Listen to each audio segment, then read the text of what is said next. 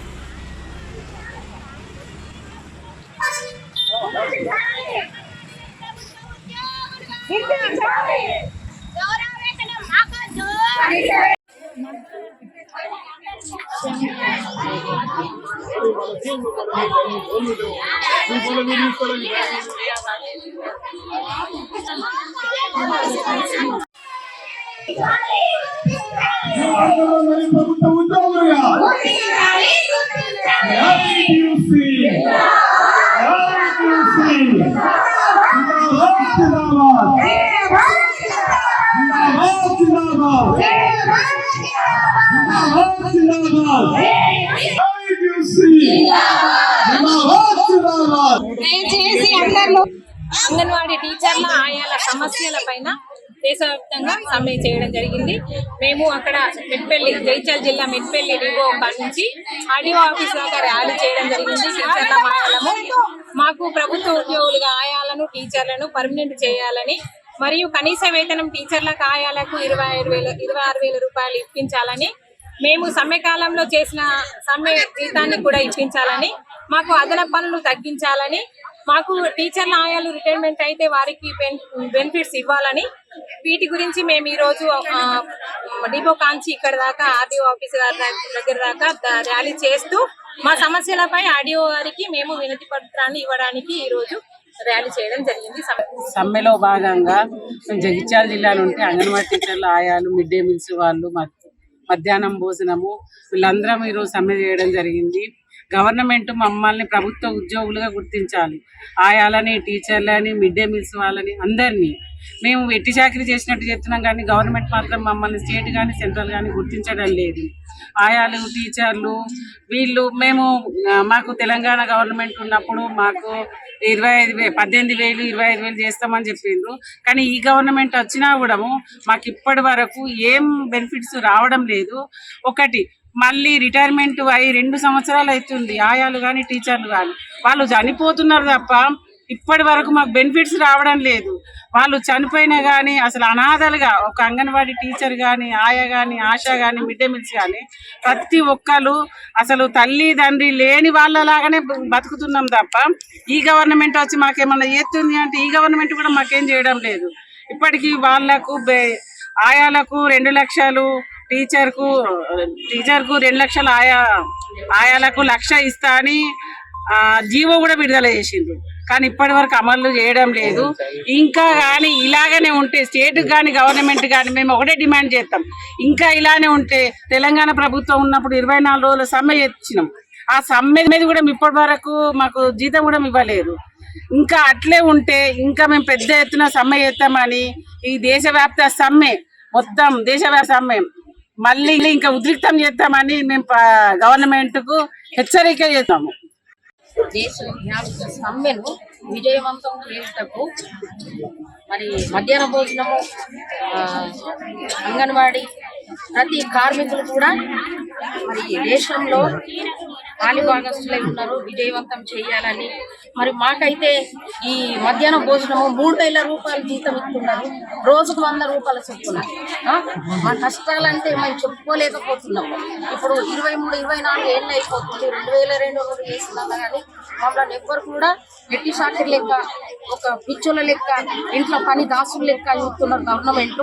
కేంద్ర ప్రభుత్వం కానీ రాష్ట్ర ప్రభుత్వం కానీ మాకు జీతాలు పెంచాలా, మరి గవర్నమెంట్ ఉద్యోగులుగా గుర్తించాలా.